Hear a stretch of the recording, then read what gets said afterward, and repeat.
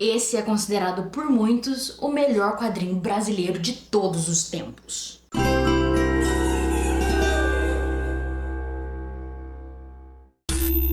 Olá pessoal, meu nome é Charlie D'Anchano, sejam muito bem-vindos ao meu canal. Aqui a gente fala de terror, de ficção científica, de mistério, de tudo que é insólito, pulp, fantástico e maravilhoso. Se você for novo por aqui, por favor, considere se inscrever e fazer parte dessa bela comunidade de amigos que não para de crescer. Se for velho de casa já sabe, vai deixando seu like que me ajuda muito a fazer que esse vídeo chegue até mais pessoas. É assim que o YouTube entende que vocês gostam do que vê por aqui. Se você compartilhar com seus amiguinhos, nos seus grupinhos, melhor ainda. Se você já me acompanha há algum tempo e quiser me apoiar, bom, tem o meu Apoia-se, o link fica sempre na descrição, e com R$15 você já me ajuda muito. Hoje é domingo, então tem bastante barulho aqui na rua, os vizinhos, tem uma maritaca gritando, mas a gente vai, né, vamos fazendo, vamos direto pro vídeo que é o que interessa. Hoje eu quero falar pra vocês desse quadrão aqui, desse quadrinho maravilhoso, Diomedes, que foi desenhado e roteirizado pelo Lourenço Mutarelli.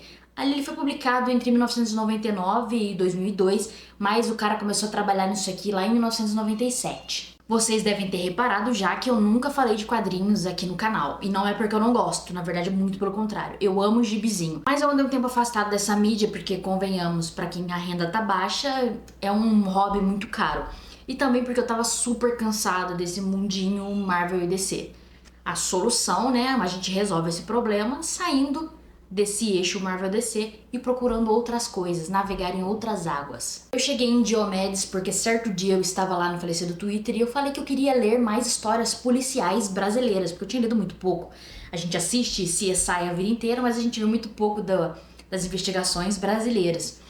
E aí, como eu sigo e me seguem um monte de gibizeiro safado, eles começaram a gritar que eu precisava ler Diomedes, que Diomedes era a melhor coisa do mundo, Diomedes, Deus no céu, Mutarelli na terra e esse tipo de coisa. Então eu botei na minha listinha. Eu não vou ficar segurando ele na minha mão, porque ele tem 400 páginas, né? E aí fica pesado. Eu também não sei como é que eu vou fazer com as imagens, eu acho que eu vou tirar fotos do gibi e ir mostrando pra vocês, porque se eu ficar fazendo assim pra mostrar com esse negócio gigantesco e o meu foco que foca só no que ele quer, a gente não chega em lugar nenhum. Mas vamos continuar. Rolou alguma promoção boa na Amazon e eu aproveitei pra comprar, né, essa edição aqui, que se eu não me engano é de 2012, foi publicada pela Companhia das Letras. Essa edição traz as 4 partes dessa trilogia e também alguns extras. E assim, é bem bacana, porque tem 400 páginas, como eu falei, não, um pouco mais de 400 páginas, e eu li assim, abrindo tudo, e a lombada é lógico que desgastou, mas não tá desbeiçada, sabe? Ela tá bem firme, ela tá bem boa ainda. Bom, vamos lá pro que interessa, né? Quem é Diomedes? Diomedes é um detetive particular que, na verdade, é um delegado aposentado que faz uns bicos de detetive porque a pensão dele não vale de nada. O problema é que ele é um fracassado, um cara que nunca resolveu caso nenhum. Ele tá sempre entregue às bebidas e o escritório dele é mais sujo que um lixão. Ah, além disso, ele também é corno, mas ele não sabe disso, pelo menos não nessa primeira história. A primeira história se chama O Dobro de 5 e começa quando esse cara, o Hermes, um ricaço, vai procurar o Dionísio para que ele ajude a encontrar o Enigmo. Quem é Enigmo? O maior mágico de todos os tempos brasileiro que meio que sumiu. As pessoas acreditam que esse mágico realmente tem poderes. Algumas pessoas dizem até que ele é o próprio Jesus Cristo. Isso é referenciado na segunda história, mas já vou trazer aqui. O Hermes quer que o Enigma se apresente na festinha de aniversário do filho dele, assim como se apresentou na festa de aniversário dele quando ele era criança. A quantia de dinheiro que ele oferece, é lógico que Diomedes aceita e é assim que sua vida muda completamente de ponta cabeça. Eu confesso que eu nunca tinha lido nada do Mutarelli, apesar de já ter visto vários desenhos dele e ilustrações, porque como eu disse, eu sigo um monte de gibizeiro safado. Mas eu confesso que o traço dele me assustava um pouco, eu achava muito pesado pro meu paladar infantil, né, de quem tá acostumado com as coisas mais tradicionais de Marvel e DC, como eu disse. Sendo assim, eu estranhei um pouco os traços de Diomedes quando eu comecei a ler. O próprio Diomedes mesmo, ele é desenhado meio que deformado. Ele tem um corpinho pequenininho, mas é gordo, e um cabeção gigantesco meio que derretendo, e os olhos esbugalhados, sempre pretos, sem expressar nenhuma emoção. O traço dele é realmente estranho, como todo o traço dessa história é. Mas não demorei muito pra me acostumar, e aí eu já comecei a ficar curiosa pra ver o que ele colocaria, o que ele deixaria de colocar em cada quadro. Esse traço vai crescendo em você. Nessa investigação, Diomedes acaba indo parar nesse circo falido que tem vários personagens caricatos. Tem o palhaço Chupetim, que é um cara extremamente deprimido, mas que as pessoas riem de absolutamente tudo que ele fala. Tudo que ele fala, as pessoas dão risada, mesmo quando ele tá falando que, sei lá, vai se matar. Tem também o Lorenzo, que é o domador do circo, e ele vive à base de tranquilizantes, né? Aquelas flechinhas de tranquilizar o animal, aqueles dardos tranquilizantes. Tem até o leão dele, um bichinho mirrado, sofrido, mas que é muito leal ao seu cuidador. E conforme cada personagem diferente vai aparecendo, você vai conhecendo melhor o traço do Mutarelli. Tem uma selvageria ali muito organizada. Eu não consigo definir melhor do que isso. É uma coisa rústica, uma coisa selvagem, mas que não é um caos, não é uma bagunça. Ela é muito organizada no que ela quer. No fim das contas, o Diomedes volta pra falar com o Hermes e eles acabam se envolvendo ali numa enrascada e o contratante dele é assassinado. E os assassinos também pegam o Diomedes. Ali na hora final, naquele momento de angústia, ele pede um momentinho pra fumar, né? Porque ele também é filho de Deus. E aí a história acaba. Assim mesmo, sem final. E eu achei isso tão legal porque é uma brincadeira com a expectativa do leitor. Você espera que vai ser uma história com começo, meio e fim, e não é. O Mutarelli brinca com isso. Se tem uma coisa que eu gostei muito nessa primeira história é que os personagens filosofam, tem bastante filosofia ali, mesmo quando são filosofias tortas. O Lorenzo, por exemplo, o domador, na moradia dele, na casa dele, na entrada, tem várias cabeças de macaco. Porque ele acredita numa visão distorcida do darwinismo, que se ele matar os macacos, menos seres humanos surgirão. E ele odeia a humanidade. Em certo momento a gente conhece uma travesti taróloga que é quem diz, né, pro Diomedes que a vida dele toda vai mudar. E eu acho bem interessante como ela é desenhada, porque no começo ela é vista com traços que são lidos como masculinos, e conforme ela vai envolvendo o Diomedes e também a gente, ela vai tomando traços que são mais femininos, lidos como femininos. E aí vai fazendo essa brincadeira com a sua percepção e tem essa coisa toda meio mágica ali em volta da personagem. Eu achei bem legal. E ela fala pro Diomedes que essa busca dele pelo enigma vai mudar tudo e que também vai envolver muita magia. E a magia é talvez o ponto que liga as três histórias. Aqui a gente tem até uma fala sobre a magia do Hermes, esse personagem que na verdade não é Hermes nada, é um pobretão que roubou dinheiro, mas enfim, quer que o enigma se apresente na festinha do filho dele pra ver se o filho dele passa a acreditar na magia, acreditar em alguma coisa. Porque é uma criança que, assim, não acredita em nada. Esse ponto da história aqui que a gente tá, eu acho que o Diomedes também não é um cara que acredita na magia. O Rei do Ponto não começa de onde a primeira história parou, porque o Mutarelli jamais nos daria esse gostinho dessa linearidade, dessa coisa tradicional, comum, banal. Um tempo se passou e o Diomedes sobreviveu, embora agora ele seja manco e precisa de uma bengala em alguns momentos. Aí a mulher dele deu um pé na bunda dele, tá com o outro, e agora ele mora lá naquele escritório dele que é um lixão. A primeira coisa que eu notei é que o traço do Diomedes mudou. Agora o personagem tá muito mais humanizado, ele é menos uma caricatura grotesca e mais uma forma reconhecível, que a gente vê e pensa, é um ser humano. Eu acho que é porque a gente já conheceu melhor o personagem na primeira história, então agora é mais fácil enxergar aquele cara cheio de defeitos, aquele fracassado, como um humano. A movimentação toda começa quando o Germano, um policial, vai procurar o Diomedes para que ele ajude ele a resolver um caso. Porque se ele resolver esse caso, ele vai ser promovido. É claro que não é de graça, não é de bobeira que ele vai. Ele tem informações de um crime que o Diomedes cometeu na primeira história e ele usa isso como chantagem. E aí você pode estar se perguntando o que aconteceu com o Enigmo? Será que ele achou o Enigmo? E bom, ele conta na terceira história que ele chegou a encontrar o Enigmo, um velho esclerosado que não tinha magia e não era nada de Jesus Cristo. Mas aí fica no ar se aquilo era realmente o enigma ou não, a gente resolve isso depois. O caso que eles precisam investigar é o seguinte: casais por toda a cidade estão se suicidando juntos, sem nenhuma nota e nenhum motivo aparente. Logo a gente descobre que na verdade eles estão sendo envenenados com veneno de rato por uma terceira pessoa, né? E esse culpado precisa ser encontrado. O plano do Germano é mitridizar o Diomedes, ou seja, dar pequenas doses de veneno de rato para ele ao longo de, sei lá, 40 dias, eu não lembro quantos dias são, para que o organismo dele se acostume com o veneno de rato e aí ele possa ser usado como isca para atrair o culpado, que vai tentar envenenar ele, e uma senhora que vai estar junto com ele no quarto, e né, ele não morreu nesse processo. E o Germano é um grandíssimo de um desgraçado, sério, eu acho que de 400 páginas de história, ele é o personagem mais odiável que tem aqui, o mais detestável, um escroto. E aí a gente conhece também o Valdir, que é o parceiro do Germano e é talvez o personagem mais gentil e gente boa que tem nessa história inteira. E eu aproveito também para notar que ele é um rapaz negro e que o traço que o Mutarelli escolheu para desenhar ele não me agradou, na verdade me incomodou bastante. Em alguns quadros específicos, o personagem é desenhado quase que como um macaco. É lógico que isso pode ser lido, que é porque naquela cena o personagem estava sendo desumanizado, e todos os outros personagens também têm algum tipo, né, de característica que deforma ali, que deixa o desenho mais uma caricatura mesmo. mas essa em específico eu achei de mau gosto e eu precisava comentar. Em certo momento, o Valdir conta pro Diomedes que, na verdade, esse plano do Germano é tudo uma armação e que ele vai jogar o crime nas costas do Diomedes, como se ele fosse o assassino. Afinal, ele tá cheio de veneno de rato no organismo, né? No final, ele se vê num ferro velho atrás de um suspeito e aí acontece, caras, é uma sequência de ação que, assim, é uma coisa de outro mundo. Não existe isso, não existe nada como essa sequência de ação de Diomedes. Toda essa sequência é alucinante. O Diomedes em cima de um trator é top 5 cenas mais iradas que eu já vi na minha vida. E o traço do Mutarelli nessas cenas aqui tem uma movimentação, uma fluidez, um movimento, negócio, gente, é de outro mundo, é um desbunde gigantesco. No fim das contas, o Germano é promovido porque esse cara que eles prendem é um bandido importante e famoso, e o caso do veneno mesmo fica sem solução. O Valdir até tenta convencer o Diomedes a resolver o caso ali, mas ele fala, dane-se isso, menino, esquece, e a história acaba. Sem solução também.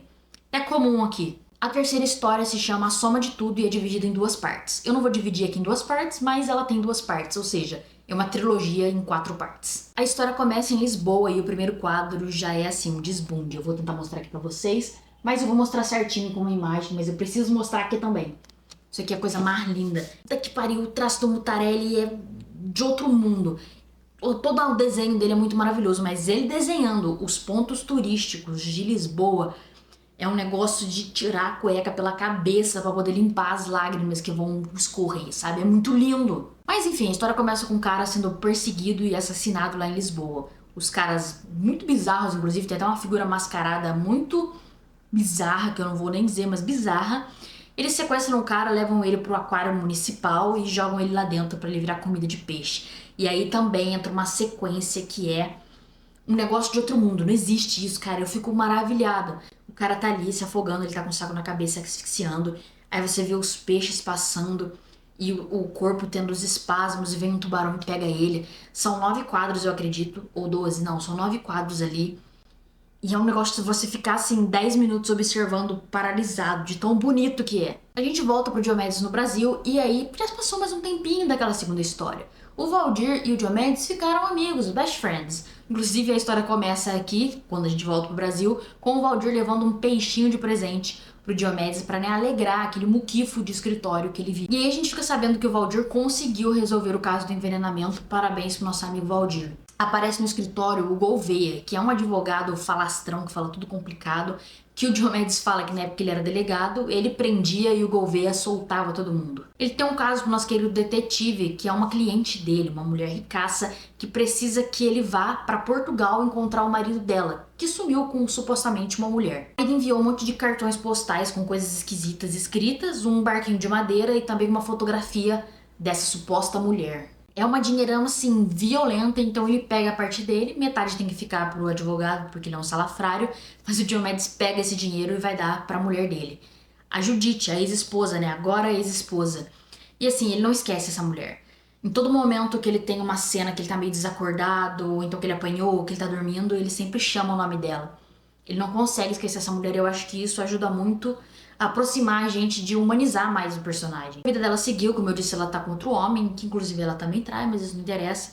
E o Diomedes vai lá dar pra ela o presente que ele sempre sonhou em dar pra ela. Ele dá o dinheiro em euro, sei lá, dólar. Ele realiza o sonho que ele sempre prometeu, que ela compre um sofá de 3 lugares. O nosso querido detetive viaja pra Lisboa mais de 11 horas sem fumar e assim começa a nossa aventura intercontinental. Ele é recebido por João, o sobrinho de uma comadre dele, e o cara é muito solícito, muito gente boa. Ele vai ajudar o Diomedes ali pra conhecer Portugal e tudo mais, e ajudar ele a resolver aquela coisa toda. Eles vão pra uma daquelas lojas de pastel de Belém, ou pastel de nata, eu não sei bem como é que chama, porque cada lugar lá tem um nome diferente, mas eles vão comer uns pastéisinhos portugueses. Essa viagem do aeroporto até esse lugar de pastel, já rola aquelas imagens que são desbunde que eu te disse, dos pontos turísticos, que é...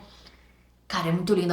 O Mutarelli desenhando arquitetura é uma das coisas mais lindas do mundo. Deixa tudo com uma pegada meio gótica, sabe? E vocês sabem que eu gosto da coisa toda gótica. Lá o Diomedes mostra as fotos pro João e entre elas tá a foto da mulher, né? A mulher que ele foi procurar. E aí o João, que é um fotógrafo, fica desesperado, fica apavorado. Fica, meu Deus, Diomedes, você tem que jogar essa foto fora, pelo amor de Deus, vai dar ruim. E o Diomedes não entende porcaria nenhuma. Nisso o João sai de fininho, fala que vai no banheiro e não volta mais. E 2 caras chegam ali na mesa do Diomedes e tenta matar ele por causa da mulher dessa foto. Na verdade, por causa da foto. E sim, a foto é uma grande questão. Existe um segredo na cidade de Lisboa e essa foto está relacionada com esse segredo. Diomedes consegue dar uma surra nesses caras e fugir. E inclusive, novamente outra cena de ação, que é um desbunde dessas que você para 5 minutos em cada quadro pra poder ver tudo que tá acontecendo. Cara, o Mutarelli desenha na ação, o Mutarelli desenha na arquitetura, o Mutarelli desenha na ação. Que maluquice. Mas aí, né, o João saiu, deixou o Diomedes sozinho e o que o homem vai fazer? Ele não tem mais pra onde ir. Eu não vou ficar descrevendo todo mundo bonitinho, porque senão vai ficar muito longo esse vídeo. Eu ainda não encontrei o jeito que eu quero falar de gibi, mas vamos que vamos. Mas a investigação do Diomedes acaba levando ele até esse bar. Quando ele chega na porta desse bar, falando com uma estátua, acontece uma coisa toda sobrenatural com ele. A mulher das fotos aparece, só que ele não pode tocá-la. Ela tá em todos os lugares, mas ela é meio translúcida, não dá pra tocar ela, como um fantasma. No fim das contas, a ida até o bar faz com que ele precise viajar pra Amadora, no festival de banda desenhada de lá. E aí, caras, é tanta referência que meu cérebro entrou em parafuso. Não dá pra você conceber, captar tudo que tá ali. Desde a primeira história, a gente tem outros personagens sendo desenhados ao fundo. Principalmente a galera de Tintin. Tem muito personagem de Tintin.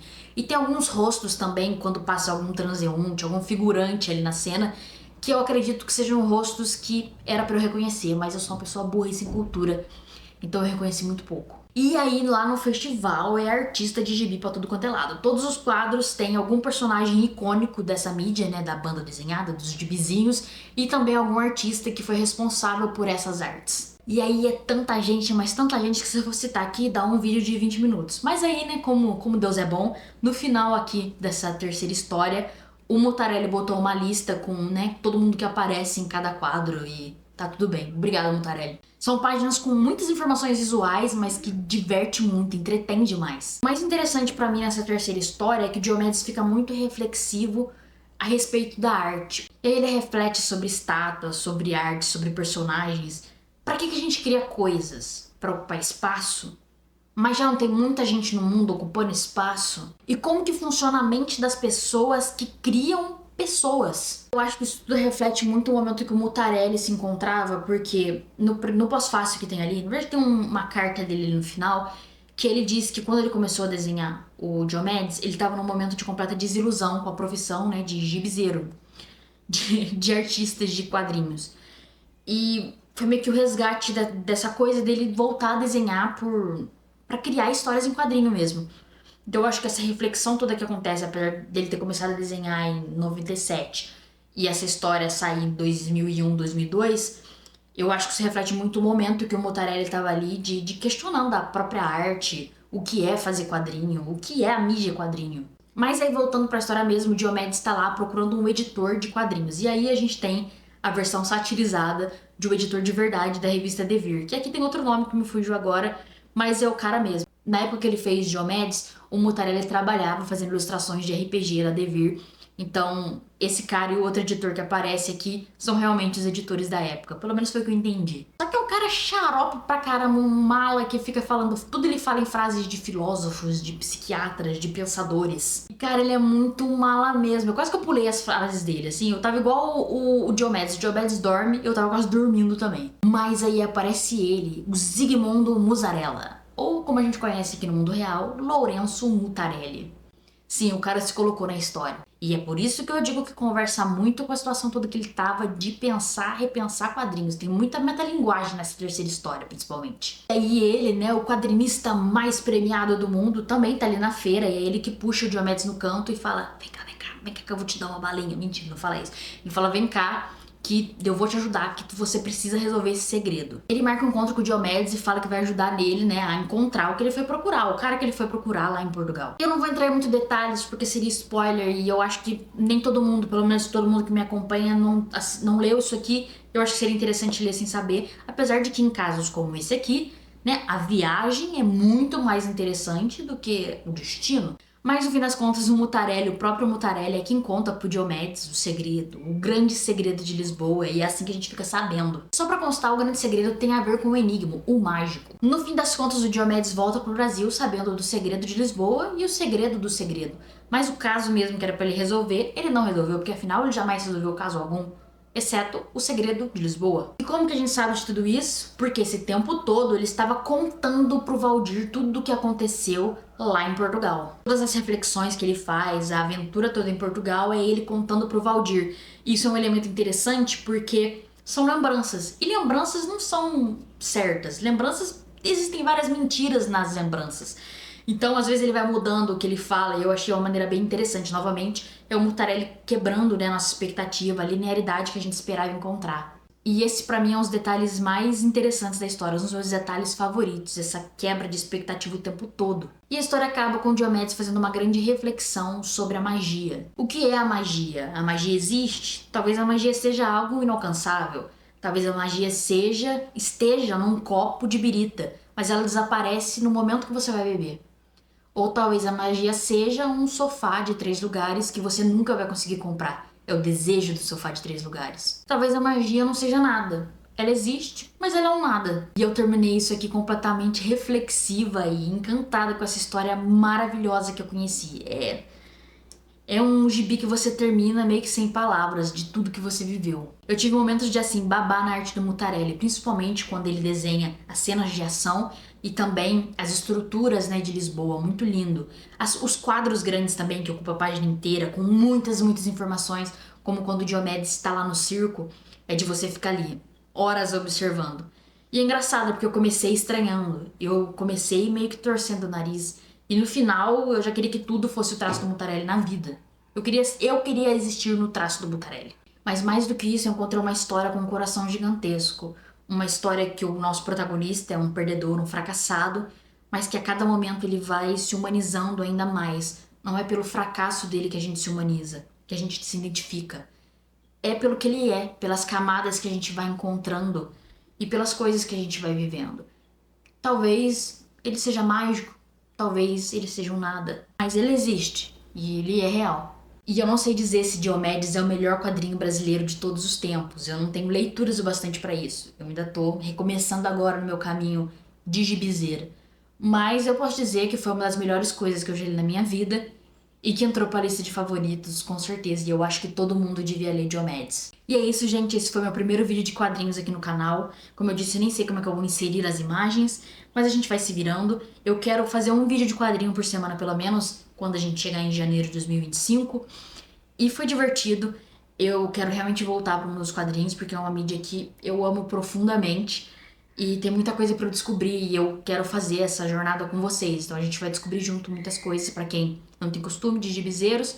Já os gibizeiros que por acaso assistirem isso aqui, desculpem qualquer erro meu. Eu vou pegando o jeito e podem deixar recomendações aí de coisas que eu preciso absurdamente ler. Eu tô com um monte de coisa da Bonelli aqui pra ler. Tô com Dylan Dog, tô com Julia, tô com Martin Mister. Eu tô realmente nesse mundinho e vai ser muito interessante. Então deixa aqui nos comentários se você já conhecia Diomedes, outras obras que você recomenda, até do próprio Mutarelli. Deixa seu like, por favor, e até a próxima leitura. Beijos!